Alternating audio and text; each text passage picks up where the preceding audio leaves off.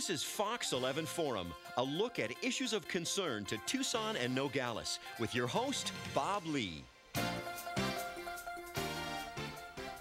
Good morning. I hope you're having a nice weekend. Our discussion this morning is about dogs, but not just any dogs. These are canines that have been specially trained to not only be companions to their owners, but to also be a unique assistant due to the owner's special needs. The country's oldest service dog training program was founded right here in Tucson. We'll tell you more about it in just a minute.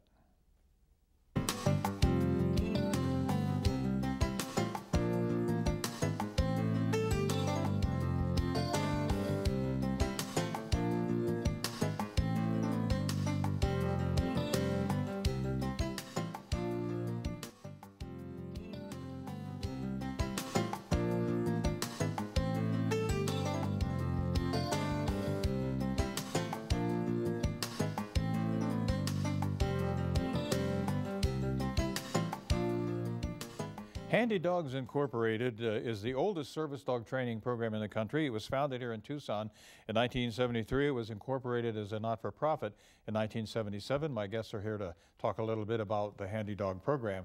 Chris Pendleton is board chair of Handi-Dogs, Inc. Veronica Zimmerman is a Handi-Dogs instructor. And Danny, Simone, and Hooch are service dog partners. Danny is seated, and if we can somehow get a shot a little below, we will also introduce you to Hooch. And move a little bit, Hooch, so we know you're alive. and this, there we go. Good. And as you'll learn, Hooch's behavior right there is very, very typical of these dogs. If you tell them to lie down and be quiet, they pretty much do that until you tell them otherwise. Let me start with you, Chris, and just give us kind of a general overview of what the Handi-Dog program is. Perfect. Handi-Dogs is a very unique organization. It was actually founded in 1973 by a Tucsonan named Alamo Reeves, and she suffered from rheumatoid arthritis. And when she was afflicted by this, she believed that that dogs had a unique intelligence to them that could actually provide assistance to individuals with disabilities. And so what she did is she set out to create the organization Handi-Dogs. And we actually are very unique that we train not only the dog, but we also train the owner at the same time to create companion dogs, service dogs, and therapy dogs to really assist individuals of all kinds of disabilities live a more enhanced life. Now, one of the things about your program, as we'll learn, and we refer to them as service dogs and assistant dogs. You mentioned therapy dogs.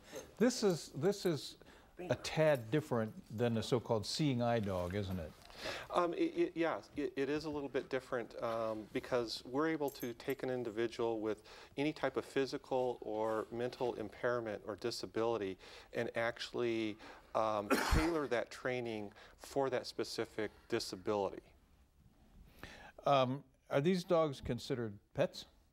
Actually, once they complete all the training and get certified as service dogs, they actually are fully certified service dogs, which means that they can go into public places, and so they're not really pets.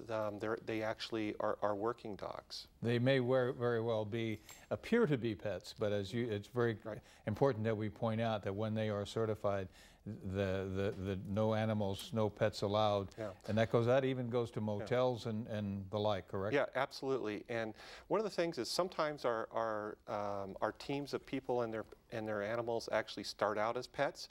Our animals often come from breeders, rescue groups, and sometimes were the people's original pets to begin with. Oh, so you can take that pet to the next level. Absolutely. One of the things that I want to make sure we talk about is the fact that you're really trying to reach out and let disabled veterans know about your services?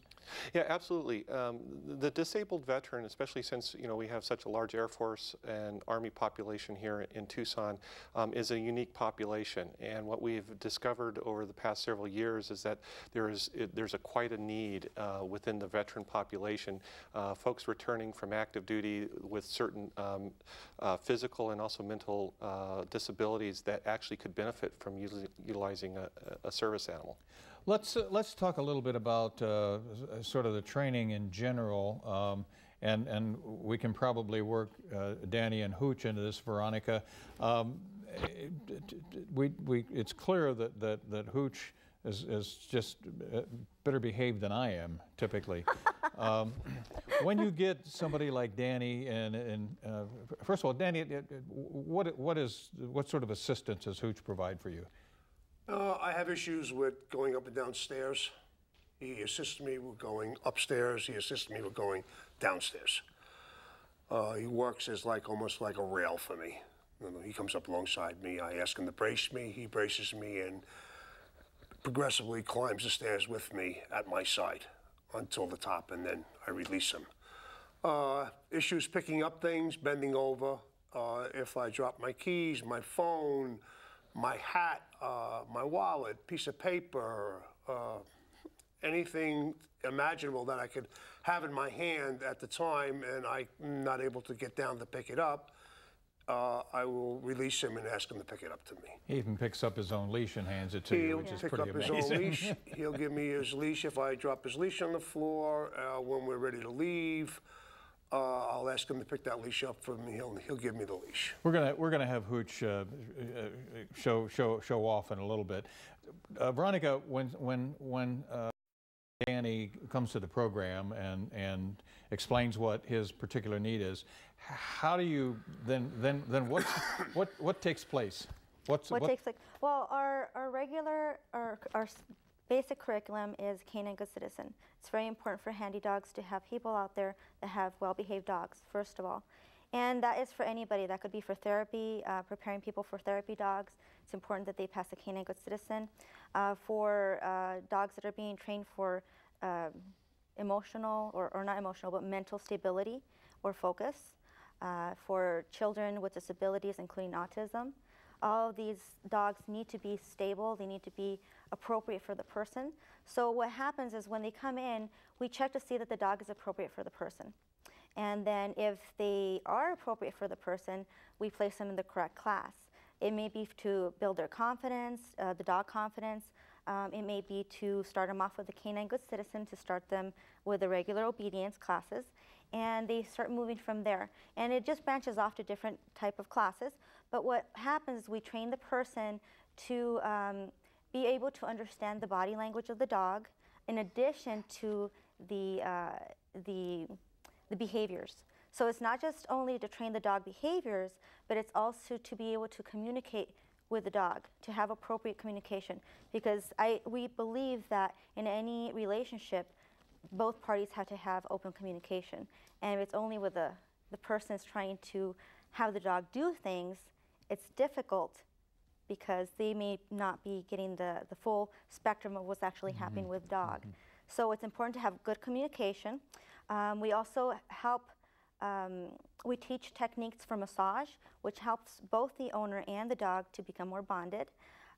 They create serotonin, you know, when they do these things. So it's very beneficial, not just to the dog, but to the person.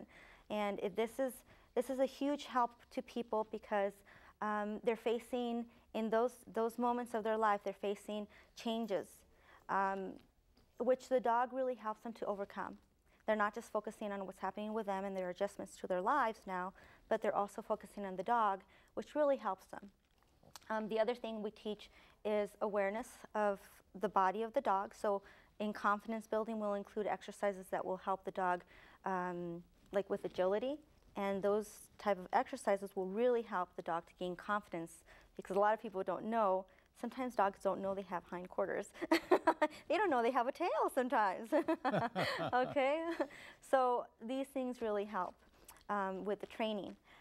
In addition to that, are you going to cut? Because I forgot what I was going to say. Well, you know what?